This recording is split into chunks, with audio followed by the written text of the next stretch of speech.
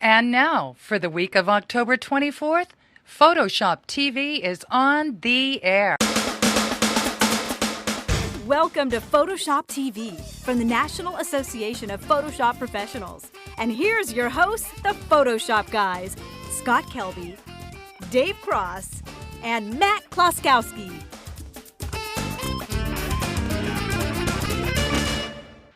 All right, welcome to Photoshop TV, the first episode ever of Photoshop TV from the National Association of Photoshop Professionals. We're the Photoshop guys. Let me introduce you to my co-hosts here. First, we got in the middle here, Matt Kloskowski, rocking the houseky. Hello. Look, he's got the rocking the houseky shirt on. And Dave Cross, rocking the Crossky. Rocking the something. Anyway, let me tell you, this is what used to be Photoshop Radio, but thanks to the innovations that Apple has made in iTunes for both Mac and Windows, now it's a video podcast. It will still be broadcast on radio, but there will be no pictures. So I strongly suggest that you go to Apple's website, download their free, and that's the key word, free software for Macintosh or for Windows. It's called iTunes 6. Download it for free and you can watch this. So if you're listening to us on radio, you don't have to watch the video because there's moving pictures. We're waving at you We're right waving now. and moving. See, so if you're on radio, you don't even know. It's just what you're missing. Anyway, plus we've got cool things. We've got great stuff on the show. We've got some news. We've got some tips, and we've got trivia, and we've got giveaways. Prizes. We're going to be giving away things like, yes, an Apple iPod Nano. Ooh, Nano. Ooh, to some lucky person out there. One nano. Okay, we had a nano. But even if you don't win the nano, even if you enter this like competition or contest that we're going to do, and you don't win that, you can win one of these.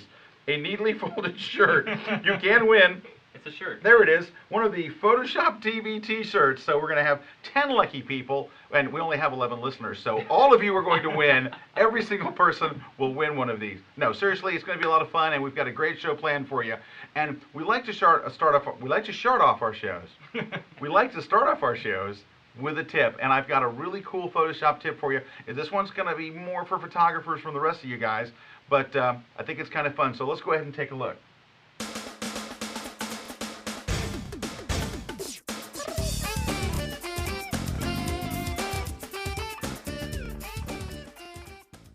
In this technique, we're going to use this photo of a daisy. What I want to do is I want to create extreme sharpening, but without creating all those little halos that usually appear around these areas right here on the petals. So it's a trick for creating extreme sharpening, but without letting it look like you've over-sharpened. And you see this a lot in magazines. It's a very, very popular technique. First, we start off by just creating a sharpen, and you can do an unsharp mask, or if you have Photoshop CS2, of course, you can do a smart sharpen. We'll just go ahead and throw an unsharp mask on here just since everybody's got unsharp masks. Even if you happen to be running Photoshop 1.0, right? Okay, here we go. Okay, so we're going to put quite a bit of sharpening on here. Here we go. So we're using quite a bit here. We'll back it down to like 150, 1 and 10. So if you're listening on radio, and if you are, I feel bad for you because you could be watching this on video. But here we go. I'm going to put in the amount of 150, a radius of 1, and a threshold of like 4. That's even a little high. Let's do a threshold of like 2 in the unsharp mask dialog box. That's quite a bit of masking. Quite a bit of unsharp masking. So we're going to click OK, and it applies the sharpening. You can see the image looks a lot better, but we are right on the threshold of having too much sharpening. So here's what you do. You duplicate the layer, right? And then you go apply the same sharpening filter with the same settings again. All right, and watch what happens. Boom, you're at over sharpening. Now look, the middle of the daisy looks really good. That looks really nice and crisp, but right outside of it, boom, it turns to terror. Look at all the little halos going. I mean, it's just way over sharpened. It looks bad. So here's what we're going to do. On Mac, you would hold the Option key. On PC, you would hold the Alt key. You're going to click on that mask, little layer mask icon right there. So Option, click, or on PC, Alt, click. See how I put a black mask over that? That black mask is hiding that really sharp version, okay? The black mask here is completely hiding that super sharp version. So here's what you do. Go grab the paintbrush tool. Go set your foreground color to white. And what you're going to do is you're not going to paint over all these edges of the petals or any of these other areas. You're just going to use a small soft edge brush, and you're going to paint right over that middle area. Just right there to make it absolutely just pop out. Ooh. Yeah, with sharpening. It's almost almost like it was sharpened. It's like it's ultra sharpened. Selective sharp. Okay, now, if you wanted to, if you were feeling brave, depending on the photo, sometimes you can go out here a little onto the petals as long as you don't go to the edges and kind of just paint in a little bit of those areas. On this particular photo, you can probably get away with just a little of it. But watch the difference when I turn it on and off. Here's off and on. See how it just, how it just pops. It pops. There we go. So anyway, so there's my little tip to get us started today on getting extreme sharpening by using 2 levels of sharpening, but basically hiding it behind that mask and painting it in just where you want it. All right, but I'm not the only person that brought tips today, because our boy Matt Klaskowski is back from Maine. Now, for those of you who've been listening to the radio show, remember how Matt was supposed to call in last week and all? He was gone for 5 days. He never called in. Yeah, he didn't call the radio show. He didn't call the office. He didn't call There's a anybody. reason for that. There is a reason, but anyway, but he brought a tip. He's got a great tip. But before he does his tip, tell us about the photo shoot you were on in Maine. In Maine, it was freezing cold. The photo shoot was in Maine, and it was with the Great American Photography Workshops. It's gapweb.com, and the people that ran it were Neil and Susan Silverman. The Silvermans. The Silvermans. I gotta say, I mean, they were amazing. It was 5 days in Bar Harbor, Maine, of literally the most beautiful scenery that you could possibly find up there. So, however, every restaurant in Bar Harbor, Maine closed, so they actually had to kill a bear to eat. It was terrible. with the camera. With the camera, they all took all of the. We used somebody else's tripod, but anyway. So one of the things that I found up there was one I gotta say about Neil and Susan Silverman. The reason why I could not call in last week, they were your drill instructor, boot camp photography workshop instructors. I mean, they had us out there shooting the entire time. And it was amazing. I mean, we got to go to so many places. And what time did you start shooting? Like 9, 10 o'clock in the morning? No, we were out the door about 4:30, 5 o'clock in the morning. He's serious. And we'd get back around 6 o'clock at night. So just some amazing stuff. But that's why it was Thursday, and cell phone reception's not very good up there, so I just couldn't call in. Cell phone. Okay, now, and you learned this tip on that? No, you didn't. No, I didn't learn this tip there, but I've got a really cool tip for you, and it's when you're working with a photo in Photoshop. So I've got the photo open, but I'm not quite sure where I found this photo in my file system here. So I know I've got other photos like it, and I want to get to those photos as well so I can open them up in Photoshop. You think to yourself, what's the fastest way that you can do this with Photoshop? And one of the ways you could is just go digging around your file system and try to find those folders. But here's the tip. Check this out. Dun, dun, dun. Dun, dun, dun. Right down here below your photo is a little arrow. It's a beautiful arrow, isn't it, Scott? Yes, it's right facing, by the way. One of the best arrows I've seen. But if you click on this arrow, you're going to see a little message right there. Reveal in bridge. Now, what do you think is going to happen when I click on this? It's hard to say, man. I click on it, it This reveals is the longest where tip the of my photo life. was in bridge. All right. Shows me right where my photo was. So if you've got a bunch of photos, you knew it was right where that other one was, just click reveal in bridge and it'll take you right to where it is. Matt, that's just unbelievable. I know it is. Thank you for sharing that with us. That's fantastic. Alrighty, now we've got some news, because a lot of things have happened this week, but the first thing is really exciting. I have to tell you about it because it's big. It's big, big. The big news is, and by big I mean it's at least huge. We have launched, just this week at Photo Plus Expo in New York City, we launched the first worldwide Adobe Photoshop competition. It's called the Digital Canvas Awards, and it's open to anyone in the world who uses Photoshop. And basically you can enter pieces to be judged in 11 different categories. But here's the kicker. What's really cool about this contest is, well, of course, we're going to have people that win all the different categories. But the grand prize winner, here's what you do. Grand prize winner goes to Paris, France, on location to create the cover for Photoshop User Magazine. But you don't go alone. You get to take. Me? No, you do not take Matt. You You don't take Matt. You take the assistant of your choice. So you, an assistant, round trip airfare, hotel accommodations, hotel transfers, and expenses in Paris, France for 5 days. You can be shooting on location. If you're a designer, you can just be there for inspiration. If you're a web designer, you can just be there to use their internet access, whatever you want to do. For 5 days in Paris, France, you're on location and you're creating the cover for Photoshop User Magazine that will actually be used on the cover. So go to digitalcanvasawards.com for all the details on how to enter. You only have until December 31st to enter and get your artwork in, and then there'll be winners in 11 categories. The category winners will also receive a $2,500 prize package with all kinds of cool stuff that people that use Photoshop would love. See, I'm more excited now because I thought it was like Paris, Texas was where they were. No, it's actually Paris, France. Cool. I got one question though. Can I enter? No, friends and family Oh, of the man. National Association of Photoshop Professionals are sponsors, and the people producing this, and they're nice enough to have me here because, well, I'm their president. We're not allowed to enter. So Photoshop World instructors and stuff like that, sorry, you can't enter. It's for everybody else in the world. So we invite you to join. The call for entries is open now. Go to, oh, and by the way, while I'm mentioning this website, we have a website, and our website is photoshoptv.blogspot.com. Go there and you'll see links to all of our other stuff. So when I get a web address, I give you one here on the show. You don't have to go write it down. The links are waiting there for you. Okay, so that was news piece 1. Because you care. Because I care. That's why we put in there. Actually, Matt puts in there. But we care nonetheless. And Dave, I think, puts one there, but his doesn't work. Okay. Number 2 is, and this is big. Okay, this week, you probably heard by now, Apple Computer announced a new, I guess they're calling it a post-production tool for photographers. It's called Aperture. And they just announced it this week, and I was at PhotoPlus Expo and spent an hour with Apple's product managers looking at this brand new product. And I took a look at it, and I got to tell you, stinks. Ooh, no, I'm totally kidding. Actually, I have to say, honestly, even though I'm a Photoshop guy, it was pretty cool. It does not replace Photoshop. Thank God. But it's something you use with Photoshop. But we saw it, and actually it was pretty cool. They had some pretty neat ideas and stuff in there. And anyway, it's to find more about it, go to apple.com. All right, now, we're going to do something we've never done before. Photoshop Trivia. Right, for the first time ever, Dave Cross's Photoshop Trivia. Now, I have to tell you before I turn Dave loose on this trivia, this is not the trivia to win stuff. No. Don't answer this one. Don't answer this question because it's so hard. Only Dave Cross knows the answer.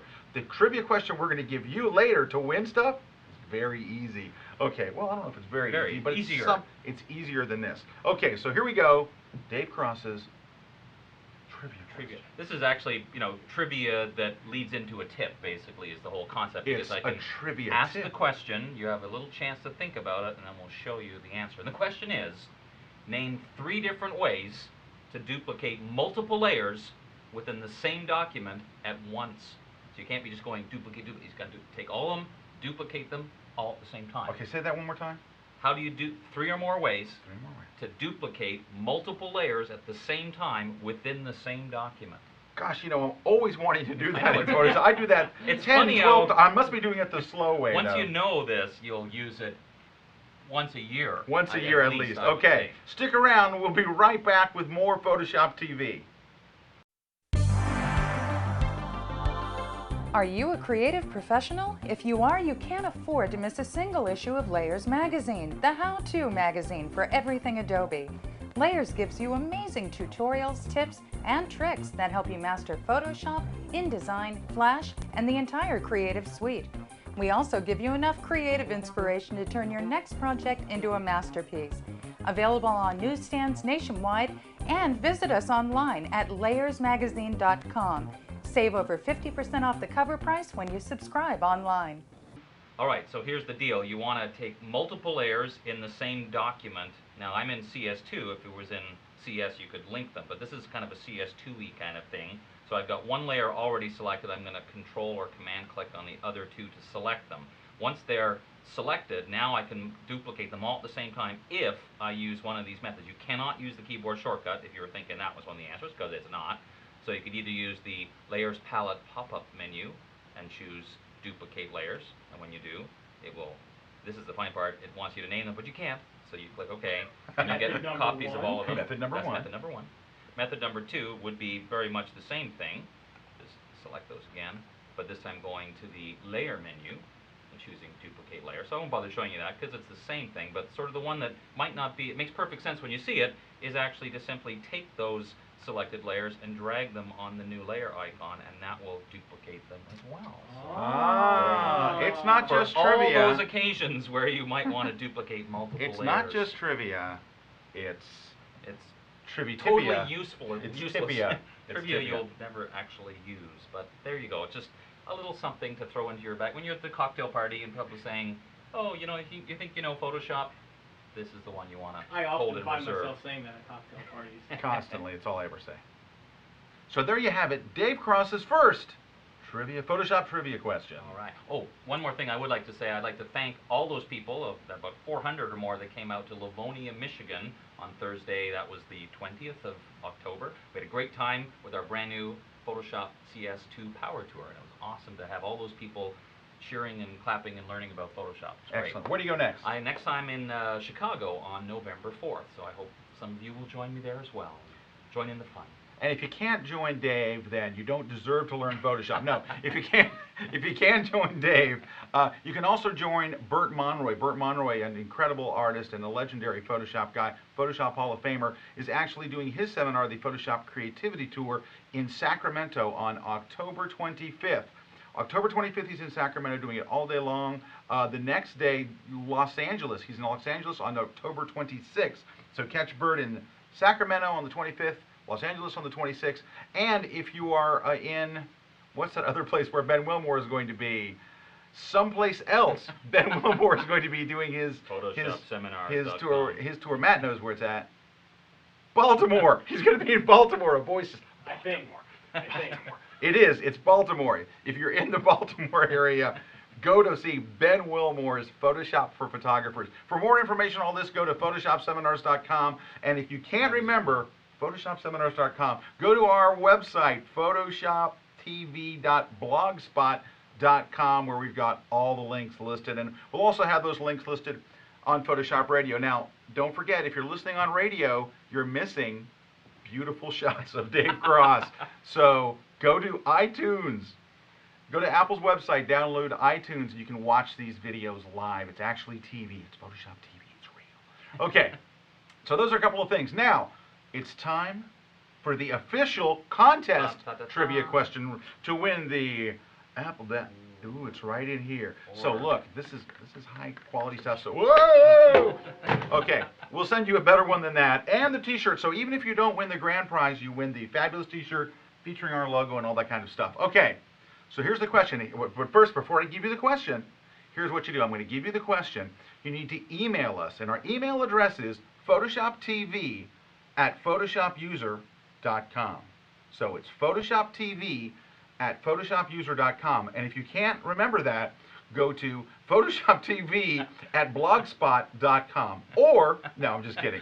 So one of those places will have an email address where you can email us. So all you're going to have to do is give us your email address, give us your name, and basically give us the answer. If you have the correct answer, we will choose 11 people. 10 people will win this fabulous T-shirt right here that Dave Cross is modeling so beautifully. The other person will be the grand prize winner and will win the Apple Nano. So, the iPod Nano. So, here's the question, our first contest question. How many tools in Photoshop, either CS or CS2, have magnetic capabilities? 37! It's not. It is a number lower than 37. How many tools in Photoshop have magnetic capability? You think, oh, I'll just open it and count. It's harder than that because you have to count in Latin. No. Anyway, but see, Dave's counting right here, but he... Yes, anyway, send us the number. Send it to that address. I'm not going to say it again because it's very long and awful. And we're going to pick 10 of you to get the free T-shirt, 1 of you to get the iPod Nano. Dave, I don't know. Anyway, we're going to come back with Matt Kloskowski. He's going to rock the house ski, something else that rhymes with ski, in just a minute. Here we go, ski. Here we go, ski. Alrighty, now we got a tutorial, a step-by-step tutorial. It's a photographic special effect from Matt Kloskowski. It's really a pretty cool effect. He showed it to me earlier, and I said, got to put it on the show. Well, Matt, give us that tutorial in 10 steps. 10 steps or less. 18 seconds left. Okay, so what I've got here is a special effect. It works only in Photoshop CS2. That's because if you look at the little page curl effect that I've done here, I've done this with a new feature in CS2 called Warp. So you need Photoshop CS2 to do this. Alright, so essentially what we're going to do is create a couple selections, make a couple stroked outlines to make it look like it's a photo, and we're going to warp them to make it look like it's got that page curl effect. So that's the finished product.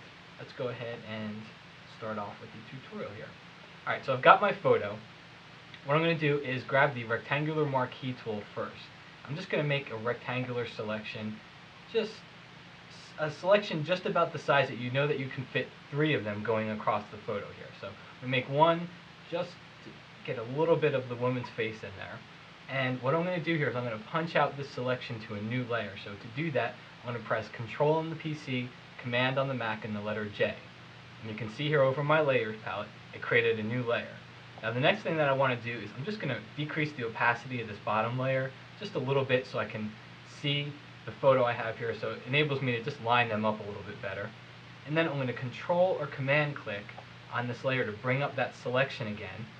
Notice I have my rectangular marquee selection tool selected here.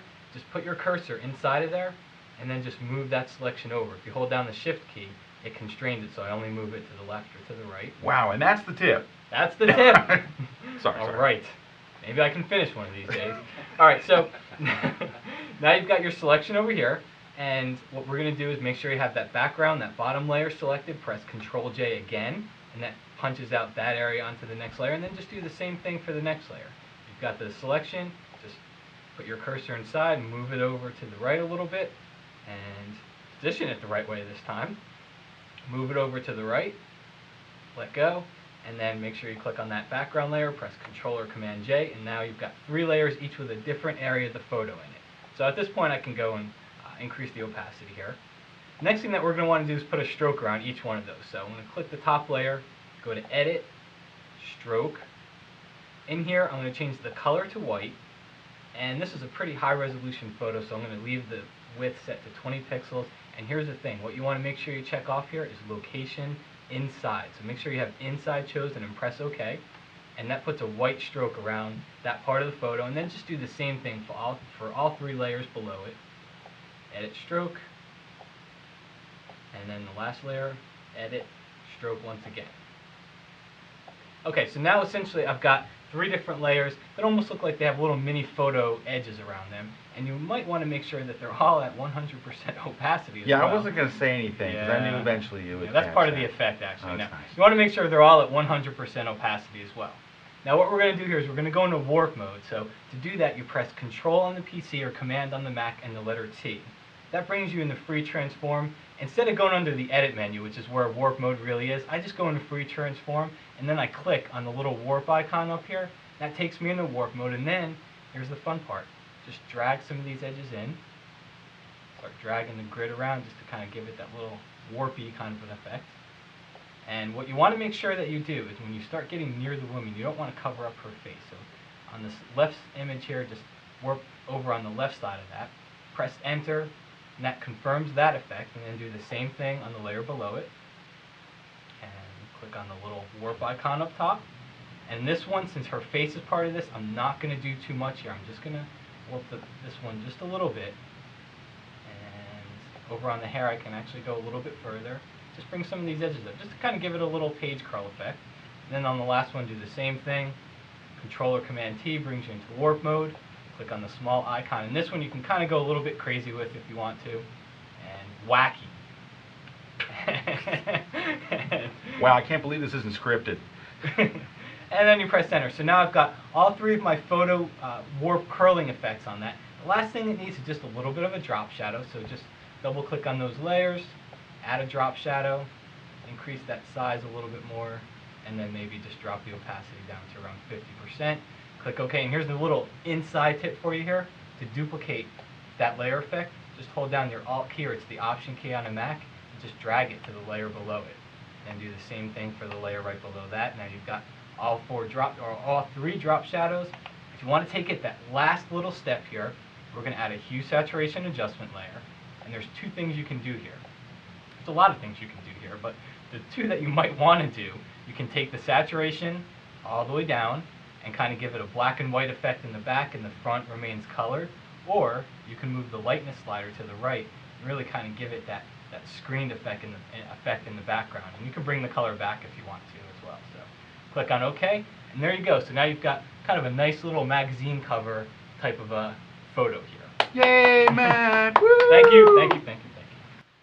All right. right, well, that's it for this week's show. Don't forget to go to digitalcanvasawards.com and check out the first worldwide Photoshop competition. Also, don't forget about entering our competition so you can win the t-shirts and the iPod Nano and things like that. We'll be back next Monday with another exciting episode of Photoshop TV. And also, don't forget to stop by to learn more about the National Association of Photoshop Professionals. Stop by photoshopuser.com, and every link that we did today, every email address, everything you can find on photoshoptv.blogspot.com. On behalf of myself and Matt Kloskowski. Bye, everybody. Thanks. Have a good week. Dave Krosky. See you next time. Thanks, and we'll see you next time on Photoshop TV.